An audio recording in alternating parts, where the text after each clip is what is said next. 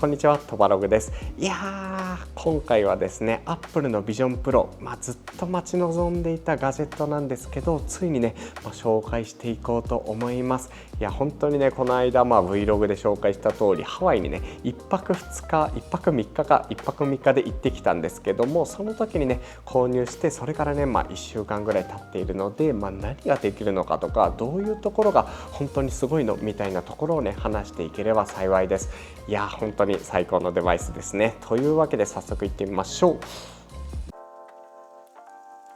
というわけで早速紹介していきます。こちらが Vision Pro の箱ですね。めちゃくちゃでかいです。なんかね、見た感じそんなに大きくなさそうかなと思ってたんですけど、結構ね、スーツケースにもギリギリで入るくらいのサイズ感というか、マッチがすごいですね。サイズ自体はそこまででもないけど、マッチが分厚いっていうのがこのね、Vision Pro の箱です。すでにね、もう開封は Vlog で撮ってしまっているので、開封自体は割愛しようと思います。というわけで改めてこちらが Apple Vision Pro ですね。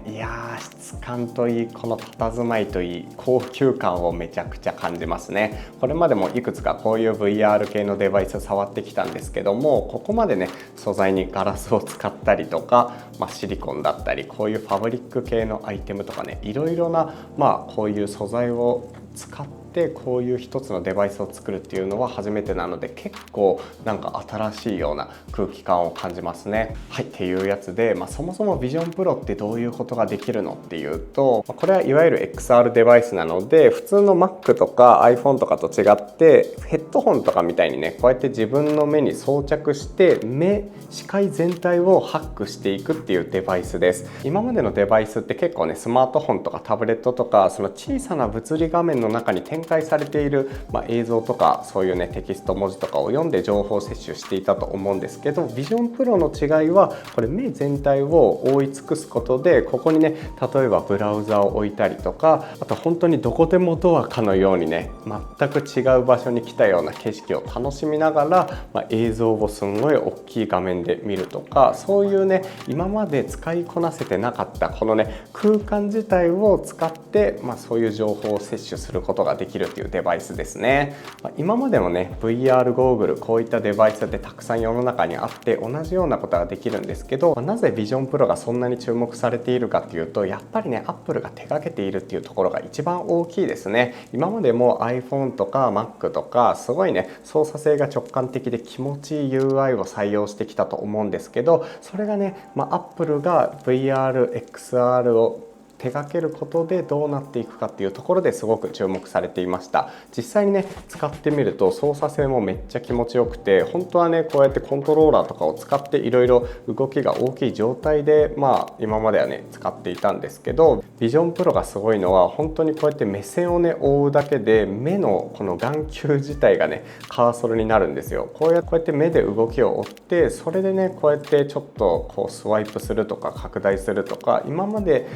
iPhone とかでやってきたような操作を本当に VR 上でね、できるようになったっていうところがやっぱりすごくね、注目されているし、実際話題にもなっているポイントなのかなと思います。現時点ではね、できることもアプリもそんなに多くないので、これが今ね、発売されたことによって世界中のエンジニアたちがこれで開発してやるぜっていう感じでね、みんな面白いことを、発想とかをどんどん積み重ねていくと思うので、実際に普及していくのはね、これから数年先なのかなとは思うんですけど、本当に Apple Vision Pro はプロっていう名の付く通り、やっぱりね、エンジニアとか開発者、デザイナーとかね、そういうものづくり、ソフトウェアを作っていく人たちのためのデバイスっていう感じがしますね。っていう感じの Vision Pro ですね。一応スペック周りをこんな感じで紹介しておくんですけども、チップはね、 MacBook にも採用されていた SoC である M2 チップを搭載しています。 M3 ではなくて M2 なんですね。で Vision Pro、 こんなシンプルな感じに見えて、12個のカメラと5つのセンサーを搭載しているんですね。それを制御するための R1 チップっていうのを搭載した、デュアルチップ構成となっています。でかつね、いろいろなところで、注目されていたのが解像度ですね。これまでこういうね、単体で動くデバイスでここまで高解像度なものってなかったと思うんですけど、 4K、4K 合計ね、2300万ピクセルを搭載した、有機 EL パネルを使っているっていう感じです。ゲームをやるるとかだとそこまで解像度は必要ないと思うんですけど、文字を読んだりとか作業をするっていう目的だとね、やっぱり解像感は必要だったりするので、そういう意味でもねかなり強めのモニターを搭載しているっていうところですね。ビジョンプロのモデル自体は1つだけなんですけど、ストレージはね256から1テラまで3タイプあります。僕は真ん中の 512GB のモデルを買ってるんですけど、それでもね50万円を超えてくるこのデバイスですね。いやーかなりすごいわ。一応本体もじっくり見ていきたいんですけど、やっぱさすがにね反射が目立つので詳しく紹介するの難しそうですね。でカメラがここに1234567っていう感じで備わってるのは見えるんですけど、合計ね12箇所にカメラが入っています。おそらく目の動きとかを感知するためにこっち側とかにも入ってるんだっけかな、そこの辺はちょっと忘れてしまったんですが、そんな感じの前面ですね。でかつこの中にはディスプレイが備わっていて、これをかぶると自分の目をねそのまま投影したかのようなアバターみたいなのがちょうどね目の部分に現れる仕組みになっています。これ自体なんでこれあんのって感じだと思うんですけど、意外とね、例えば家族がいたり子供がいたりすると結構VR ゴーグルかぶってるとやっぱ自分の世界にこもってる感があって不評なんですよね。実際うちもそんな感じだったりするんですけど、それを少しでも軽減させるための、ディスプレイなのかなっていう感じがします。中央部分にはねライダーセンサーが備わっているので、そのうち、スキャニバースみたいなスキャン系のアプリとかで立体的かつ、この空間自体を再現とかできるようになるかもしれないですね。で結構こうやって見ると分厚く見れるんですけど、ここの部分実は外れます。これ自体はね結構いろいろな人に合わせて、カスタマイズされたパーツなんですけど、これを外すとこんな感じで、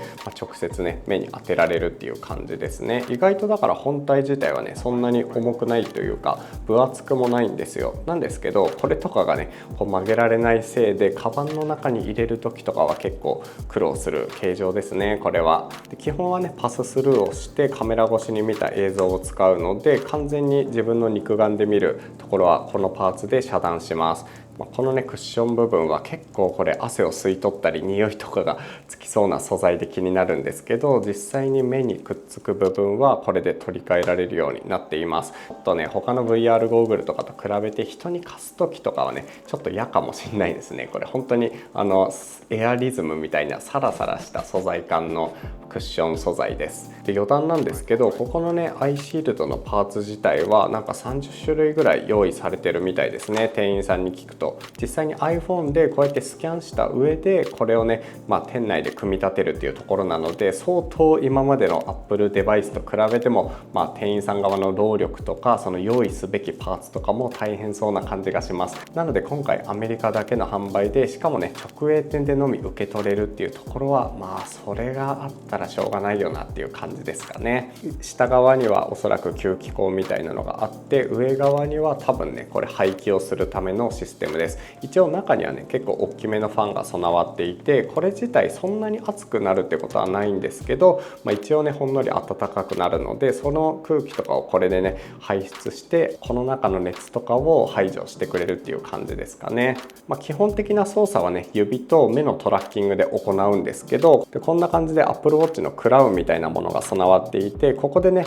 いわゆるホームボタンとか、あとぐるぐる回すとボリュームボタンみたいな役割をしてくれます。でこっち側が現状、カメラ起動ボタンですね。シャッターとかカメラ起動するためのアクションボタン的な感じで、おそらくここにねそのうちなんかいろいろ機能割り当てたりできるんじゃないかなと思っているんですけど、そんな感じの、筐体となっています。でここの横はシリコン素材で、多分 Apple Watch のバンドとか、あとiPad とかのねケース、シリコンケースと同じような素材感ですね。柔らかくてすごくサラサラしているけど、中に芯材が入っていて結構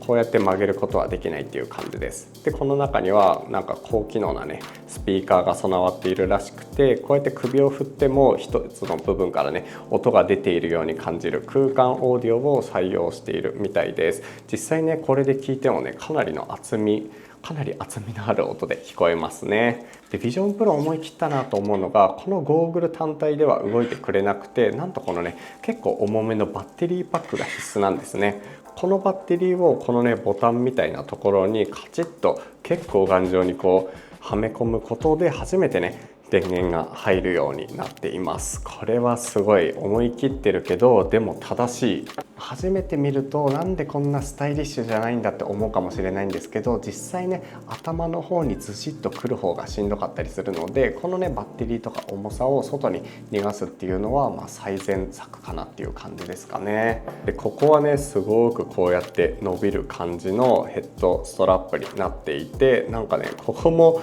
すごいリストバンドみたいな素材ですよね。でここにねワンポイントのオレンジが採用されているんですけど、ここ自体をこうやって引っ張るとストラップが簡単に取れるっていう感じです。ビジョンプロを取り外すとこのぐらいの、最低このぐらいのサイズ感になりますね。一応ここにシムピンみたいなのでバチッてやるとここも外れるらしいんですけど、そうなるとかなりコンパクトに持ち歩けるのかなっていう気がします。これすごいなんかクエスト3の時も言ってたんですけど、これだけでこうやって出かけられたら最高ですね。なんか帽子とかにこうやってくっつけてこれだけで使えるのであれば一番楽そうな気がします。こんな感じの素材感で実際にかぶるとこういう感じで、ここにねくるくる回すノブがあるので、これでキュッと締めるとちゃんとねこの顔の位置とこの頭をがっつり固定して、これで動かなくしてくれるって感じですね。ただ実際に装着してみると、結構ねフロントヘビーというか頭の前の方にねすごい重心がかかる感じなので、連続使用でも30分ぐらいがね限界かなっていう感じになっています。はい、ちなみにメタクエスト3と比べるとこんな感じのサイズ感ですね。ストラップ自体はね自分でカスタマイズとかいろいろしているので、関係ないんですけど、本体のサイズ自体は意外とそこまで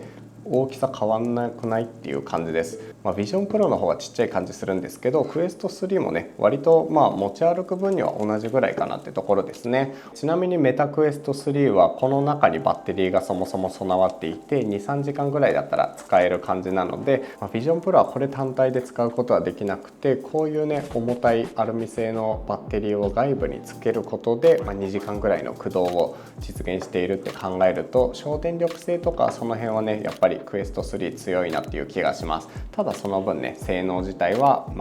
Apple Vision Pro かなり高いっていうところですかね。結構ねライブやった時にいろいろ質問いただいたのが、クエスト3と比べてパススルーとか、実際の操作性とか、あとつけた時のね重さみたいなどんな感じですかっていう質問たくさんあったんですけど、それはね後でちょっと紹介していこうと思います。ビジョンプロに付属しているアイテムはこんな感じですね。これはMacBook Air とかと同じだと思うんですけど、30W の AC アダプターと、あと充電専用の、バッテリーを充電するための USB-C ケーブル、ここの部分と同じものがもう一つね厚みが違うものが付属していて、かつこれはポリッシングクロスですね。信者布って呼ばれるものよりもかなり薄いタイプのものが入っていました。であとはねこの表面のガラス部分を保護するためのソックスみたいな、こういうね保護シールドみたいなのも付属していますね。ビジョンプロはねストラップが2つ付属していて、こういうねいわゆる公式のプロモーションとかでよく出てくるタイプと、頭の上部分をこうやってね2点で合わせて支えてくれるタイプのストラップが付属しています。長時間使うならこのストラップがいいかなと思ったんですけど、正直ねあんまり質が良くないというか、そもそもこっちでもフロントヘビーに感じるのに、こっちにね変えるとよりこうクイってね引っ張られる感じで、ここの部分がねほっぺのここに当たってものすごく圧を感じるので、なかなかねこの純正のストラップで長時間つけるってことはね、どっちを使ったとしても難しそうですね。もう少し硬い素材のサードパーティー製のものが登場することを祈っています。これはちょっと3時間の映画とかはきついかも。はい、続いてビジョンプロと一緒に購入したアクセサリーも一緒に紹介しようと思います。3つね今回購入しているんですけど、アクセサリーだけでも7万円近い出費ですね。それでは1つずつ紹介します。まずはねバッテリーですね。これはもうほぼ開封せずにね持ってきたんですけど、本当に本体に付属しているバッテリーの予備バッテリーです。こんな感じで、もう全く同じものがねこれだけ入っているっていう感じで、これだけでもね価格199ドル、お値段3万円となっています。めちゃくちゃ高い気はするんですけど、このね、ハードウェアへのこだわりというか、この丸みを帯びた削り出しのアルミをね使っているとか、その辺を考えるとしょうがない価格なのかなって感じなんですけど、これ自体ねそんなに必要ないかなと思ってたんですけど、よくよく考えたらね、ビジョンプロにこのバッテリーは必須なわけで、例えばこことかが、ありえないとは思うんですけど断線してしまったりとか、間違えてこの部分を落として壊しちゃった場合、これがねないと本当にビジョンプロ使えないので、現時点でアメリカでしか売っていないこれをね再調達するのはなかなか難しそうだっていうところでね、今回改めて買い増ししています。実はこれ買おうと思った時は本当はね売り切れだったんですけど、なんか店頭に行ってみたら当日在庫みたいなのがあったので、つい購入してしまったわけですね。はい、で結構ビジョンプロ購入者にも購入している人多いと思うんですけど、このねケースですね、このでかい純正ケース、これはね、これもね3万円ぐらいするもので、こういうアイテムとしてはめちゃくちゃ高いですよね。でこれ意外とこのね素材感自体は、このふかふかのなんかダウンジャケットみたいな素材感、生地となんかこの羽毛っぽい感じなんですけど、ちょっと押し込むと結構硬いんですよ。このなんかね段ボールというか、このなんかバスケットボールというかボールみたいな感じになっていて、すごいね見た目の柔らかさとは裏腹にこうやってベコベコっていう感じで、かなり硬めのハードケースでしっかり保護してくれる感じです。で中を開けるとこんな感じになっていて、ちょっとこれなんか実際使わないだろうなっていうぐらいね分厚くて大きいんですけど、こんな感じでディスプレイ面を保護してくれる、なんかそしてこのねマジックテープでこう動かしながらね前後調節できるようなギミックが備わっていたりとか、ここもねしっかりとマジックテープ、そして同色のこのなんかベルトで覆われていて、こっちにバッテリーを入れるっていうかなり贅沢な空間の使い方になっています。で内側はねすごく柔らかいクッション素材で、かつ表面の生地もマイクロファイバーで覆われているので、すごい傷がつくとかもなさそうな、本当に箱入り娘みたいな感じですね。で実際にこうやってこのバッテリーとかを収納して、この状態で普段ね出かけるっていう感じになります。でこれ結構いいなと思ったのが、このねバッテリーとかケーブルとかを入れるためのポーチみたいなのも入ってたんですよね。これも同じ素材で、これだけなんか使いたいなって感じなんですけど、例えばこの中に AC アダプターとかそういうのを入れて、こうやってキュッて縛ってこの中に入れて、これで持ち歩くっていう感じですね。かなり街があるので、正直持ち歩く時にこれで持ち歩くっていう感じはしないですね。なんですけど、表面が白だし、あとここのねグレートのツートンカラーも可愛いなと思って、せっかくだから一緒に購入しているわけです。実際に持ち歩く時は多分ねここ自体もしっかり保護してくれる系の素材感なので、例えばこのままこの間とかにバッテリーみたいなのを入れて、こういう感じでコンパクトに持ち歩くっていうことが多そうかなと思います、現実的に考えて。だけどこれはね結構可愛い感じなので購入しています。であともう一つ購入しているのがこちらですね。これは iPhone ケースかっていう感じなんですけど、ベルキンが出しているこのねバッテリーを保護するためのホルダーです。なんでこれが必要かっていうと、現状ねこのバッテリー自体はツルツルして何もどこにも収めることができないんですよ。ポケットに入れることでしか使えないんですけど、結構ポケットに入れるのも割とリスキーだったりするので、これをねこうやってガチッと装着して、ここのクリップとかでベルトのところに留めたりとか、あと今はまだ使ってないんですけど、これでこのループ部分にベルトを通して腰からこうやってね下げる形で使うことができるっていう、そういうねバッテリーケースとなっています。後ろ側は本当に iPhone ケースのような感じで、ここにベルキンっていうロゴが入ってるんですけど、このままこうやってカチッとやって、でこれをカチッと固定する感じですね。でここにボコって穴が開いてるんですけど、ここを押すと簡単にケースから外せるっていう、そういうスタイルになっています。こんな感じでカウンターウェイトとして使うと割と重さ感じにくいんじゃないかなとかは思ったりもするんですけど、ここのベルトの素材がね柔らかすぎることで、なんというかバランス感とかはそんなにすごいいいわけじゃなさそう。なんかもう少しハードなベルトがあったら最高でしたね。あとこれいつも気をつけなきゃいけないと思うんですけど、ここをこうやって持とうとすると大体これすぐ外れるんですよ。ロックとかがないので、こうやってガチッと掴もうとするとバリーンってすぐ割れそうな感じなので、結構かっこいいものではあるんですけど、なかなかね取り扱いを注意しないとすぐ壊れてしまいそうな50万円のデバイスっていう感じですかね。はい、という感じでいろいろとねこのアイテムについて紹介しているんですけど、実際に使ってみないことにはどんな感じなのかわからないというところで、早速使っていこうと思います。よいしょ。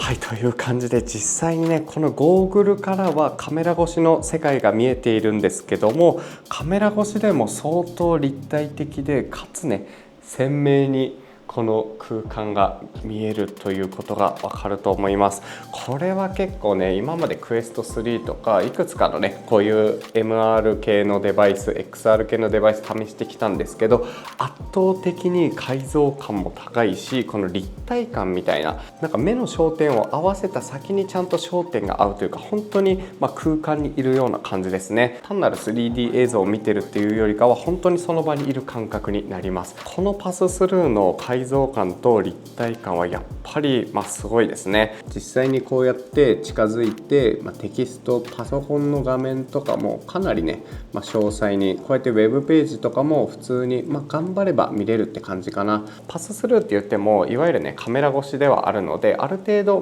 今明るくしてる状態なんですけど、それでもね結構こうやって近づいてみると、割と文字は読めるけど肉眼ほどではないっていう感じですかね。なんか肉眼が 1.2 ぐらいの視力だとしたら、これで見ると0.5 とか 0.3 とかそんな感じで、実際にね見てる映像よりはかなりね視力が下がるようなイメージですかね。で実際にねこれで使いながら、例えばこのクラウンボタンを押すとこんな感じで自分が見ている映像というか、自分がね今いる空間にあたかもこのアイコンがホバーしているような感覚で、ホーム画面というかこういうねアイコンが見られるんですね。これがやっぱり結構すごいです。しかもこのアイコンもめちゃくちゃなんか発色がいいというか超高精細なんですよね。さすが片目 4K なだけあるなっていう感じなんですけど、これだけ発色が良くてちゃんとねフォントも見やすくて綺麗にこうね目で追ったところにちゃんとカーソルが合うっていうのが本当に画期的というか、逆に今までなんでなかったんだろうっていう感覚になりますね。これは本当にすごい。これ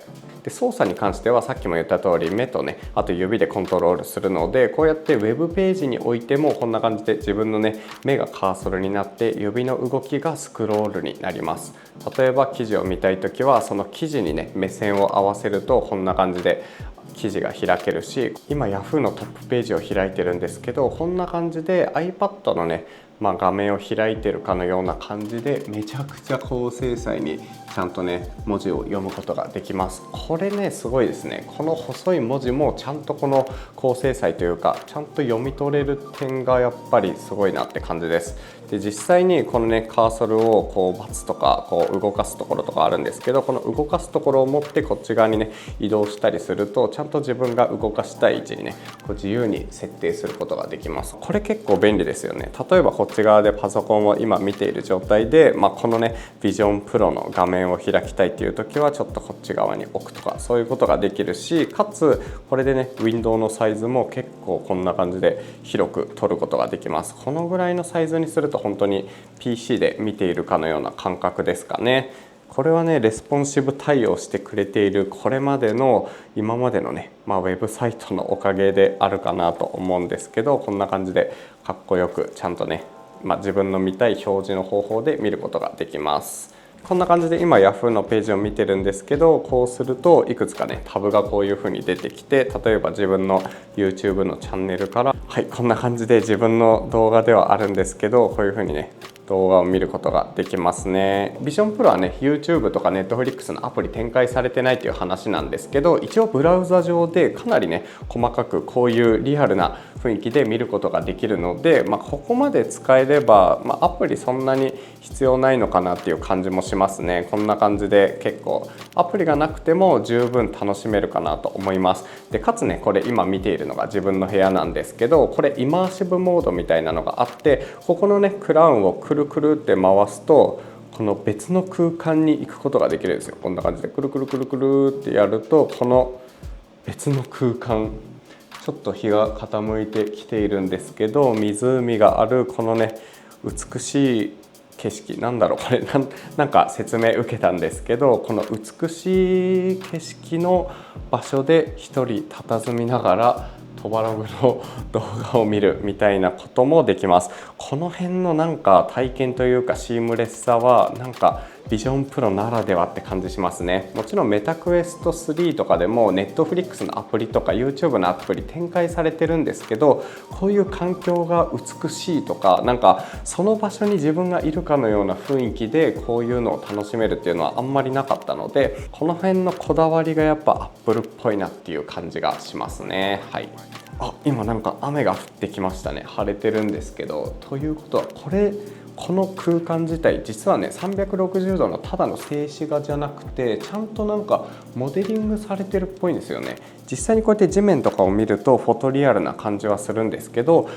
雨のシェーダーみたいなところとか光の当たり具合とか、その手前のね森の感じが、写真じゃなくてこれ3DCG でできてるんじゃないかなっていう感じがするので、この空間自体は CG で作られていると思います。でこのねエンバイロメンツっていうやつなんですけど、いろいろな種類が一応展開されていて、こんな感じでここも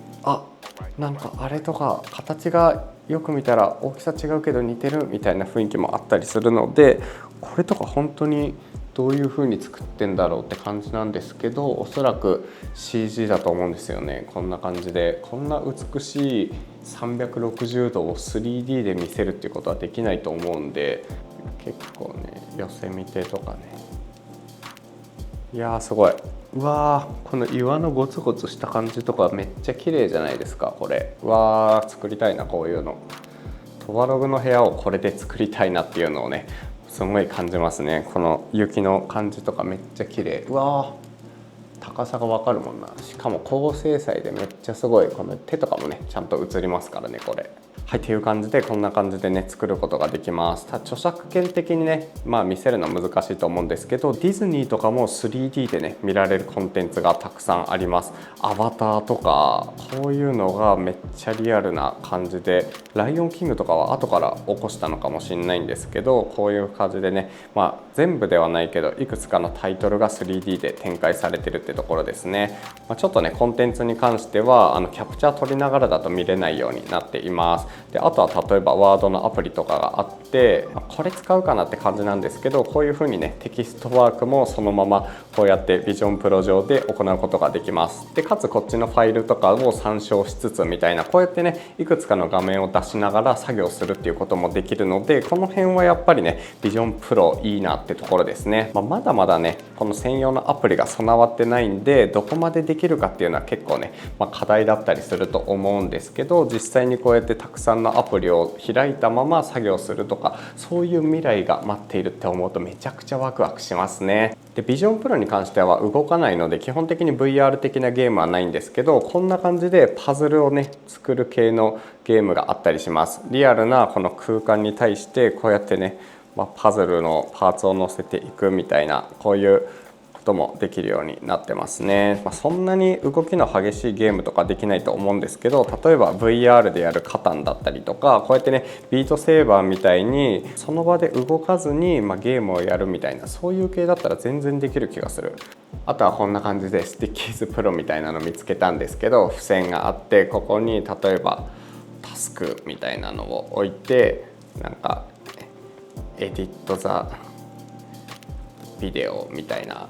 ちょっとねこれ難しいんですけど、エディットザビデオみたいな感じでこういうのを置いといて、例えばこう他の作業をしながらみたいな感じで常にね、付箋を表示しておくとか、そういうことも一応ねできる感じです。机の上とかこういうところにねホワイトボードとか付箋をマッピングしておいて、そういうところでこうやってね書いて常に残しておくとか、あと例えばこうやってピックアップしたらこうやってね、他のこうタスクの別のプロセスに移動できるとか、そういうこととかが結構できるようになりそうですね。ノーションとかもなんかそういう感じで展開されたら嬉しいですね。あとはDJ のアプリみたいにこれサブスクなんですけど、このプロモードとかだと自分のこの部屋にターンテーブルとかを置いて、そこでこう Apple Music とかからね曲を引っ張ってきて DJ をするとか、そういうのもできるらしいです。めちゃくちゃすごいなこれ。DJ の iPad のアプリを初めて触った時めっちゃびっくりしたんですけど、その感じがよりこうリアルにね向かっていくとか、そういうところですかね。これに関してはねいい感じに紹介するの難しそうなんですけど、一応ね iPhone で撮った写真と、あとVision Pro とか他の iPad で撮った写真とかがちゃんと同期されて見られるようになっています。例えばこれは僕がね泊まったホテルの映像というか写真なんですけど、こんな感じでVision Pro で撮影することによってちょっとね立体的な雰囲気で動画とかあと写真で楽しむことができます。これ結構めっちゃいいですね。こうやって動きがある映像とかだと変なんですけど、例えばこんな感じで雑然とね置いてあるなんかベッドの上とかは本当にあれここにあるんだっけみたいな感じで、リアルなサイズ感とこの奥行き感、本当に目で見た感じで撮影ができるので、これは結構なんか面白いなと思いました。YouTube 上ではね平面になってしまってると思うんですけど、Vision Pro で見るとここだけすごい浮き上がっていて奥行き感があって、本当になんか面白い体験になりますね。これで子供とかを撮って成長記録撮ったら、まさにねギズモードのアミトーさんがなんかライブで泣いてたと思うんですけど、あの感じ本当にわかるなっていう気持ちです。本当にリアルに自分の子供とか、家族の成長みたいなのを記録できるっていうのはやっぱりね一つかっこいいなっていうところですかね。でかつねアプリに関しても、iPad のアプリが現状結構使えるようになっているものも多くて、例えばねライトルームとかだったらこの Vision Pro の有機 EL の高精細なディスプレイでこんな感じでさながら iPad のアプリを触っているかのような感覚でこんな感じでね写真編集を行ったりができます。でこのアプリ自体は iPad 用なんですけど、このね目線で合わせてこうやって動かすカーソルがめっちゃしっかりしてるんですよ。これ相当驚くと思うんですけど、本当に自分が意図した場所、例えば車道を動かしたいなだったら車道のところに目線を合わせてプラス10ぐらいで止めるかなとか、ちゃんとねそういうこともめっちゃやりやすいんですよね。ホワイトネス下げるかとか、なんかカラーだけちょっといじってみようかなとか、こういうのが iPad アプリだったとしても Vision Pro 上で動かせてしまうっていうのが結構衝撃的でした。あとはまだ試してないんですけど、スプラッシュトップっていうね iPad 用のアプリがあって、それを使うと家にある Windows PC とか Mac とかそういうのをねもう本当に外からリモートで接続するっていうことができるんですけど、Vision Pro でそれがね行うこともできると思うんですよね。まだ試してないんでちょっとねこれは後から Twitter とかでできるかどうか話したいんですけど、おそらくできるかなと思います。そして個人的に熱いなと思ったのがこれですね。やっぱりこれ Steam リンクなんか Bluetooth がねそもそも備わってるんで、こんな感じでこういうね前に紹介したコントローラーを Vision Pro と直接接続をすればこんな感じで、例えばねパルワールドだったりホグワーツレガシーだったりモンスターハンターだったり、いつもPC でね遊んでいるようなゲームをリモートでこうやってコントロールすることができるんですよ。これすごいっすよね。こんな感じでね空を飛んだりとか、あとなんかモンスターがいるってなったらこうやって攻撃を仕掛けたりとか、そういうのも割とこんな感じで動かすことができます。時々ねカクついたりはするんですけど、本当にシビアなゲームじゃない限りは全く問題なさそうですね。こういうところでもちろんねこれもウィンドウサイズをかなり変化させることができて、かつねこのエンバイロメントをオンにすると本当にその場で冒険しているかのようにこういうゲームとかが楽しむことができるので、結構なんかSteam とかはねメタクエストとかでもよく使えると思うんですけど、本当に iPad のね安定したこの操作性と遅延のなさみたいなこのね Steam リンクのアプリでこうやって操作して遊べるっていうのがやっぱりいいなと思います。これに関してはねクエスト3とか、あと前に紹介したビチュアとかでもねできるんですけど、Vision Pro でもできるっていうのがね結構個人的にはいい発見でしたね。ちなみに Steam のゲームに関しては平面のねパルワールドだったりとか、ああいうモンスターハンターとかそういうのはできるんですけど、 VR ゲームに関してはできませんでした。iPad のアプリなので当たり前っちゃ当たり前なんですけど、ハードウェア的にはやっぱりね VR ゴーグルっぽい雰囲気があるので、ちょっとね面白い感じですね。そのうち対応されたら嬉しいけど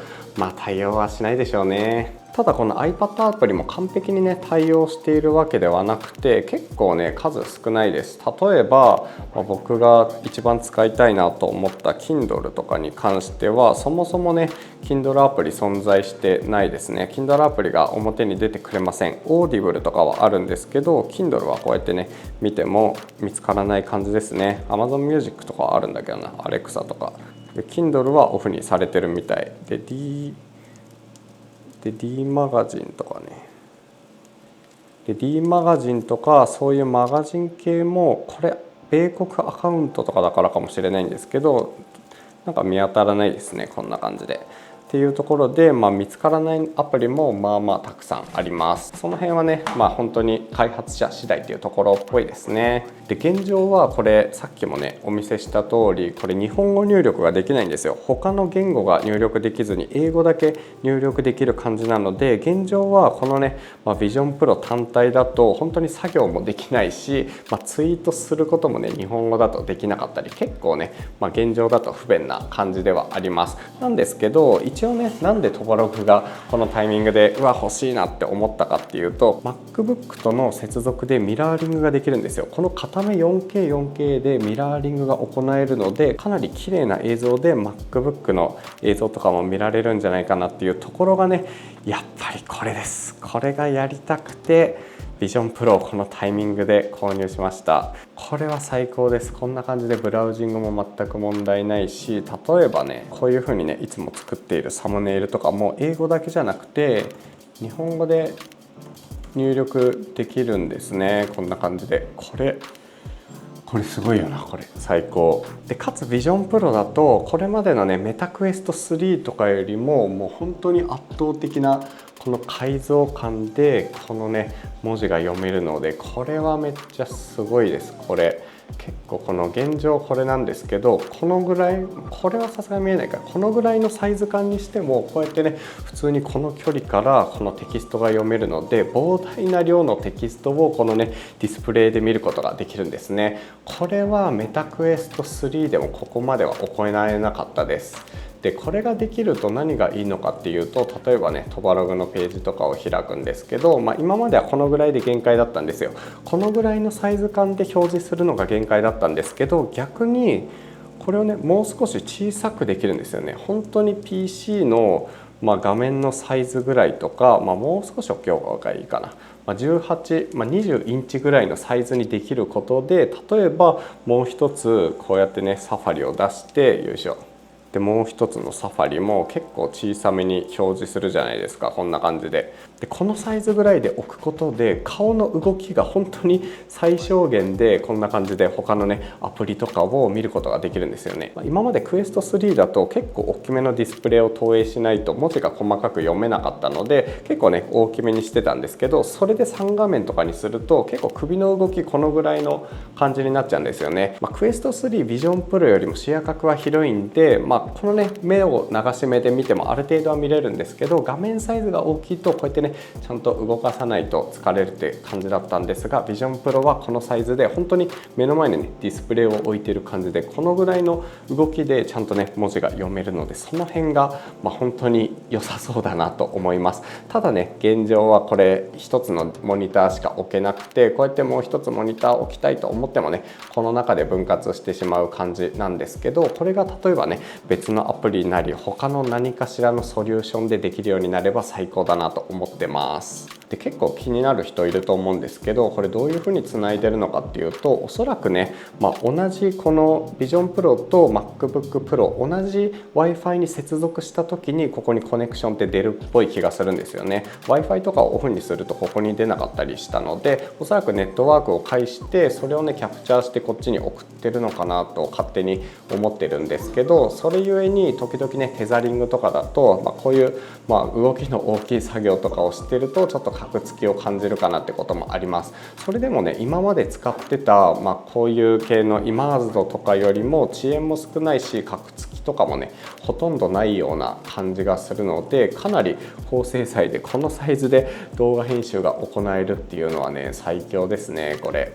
でちなみにこれをやってる時は MacBook Pro の方はね画面が消える仕様になっています。なのでデュアルで作業するっていうことはできなさそうですね。あくまでこっちのメインの画面をこっちに投影しているっていう感じです。VR 作業はね本当に体が疲れにくいというか、結構自由な位置にモニター動かせるんで、これの重みはあれど普通にねこうやってノート PC の画面を見続けるよりも楽なので、これを使うっていう感じなんですけど、Vision Pro はね本当に画面も大きく、発色もよく、解像度も高くね、もうリアルにこうやって作業することができるので、この辺はめちゃくちゃメリットを感じますね。あとこういうね作業とか、VR ゴーグルをかぶっていて感じるのが、ガーディアンみたいなところがないっていうところですね。例えば今この状態でちょっとねバッテリーがないんでホバーしてるんですけど、こうやって遠くに動いたとしても特にねこういう場所を設定しなくても、なんかこうガーディアンっていうか、もう範囲外に出ました、ちょっと範囲を設定してくださいみたいな、そういうのがね現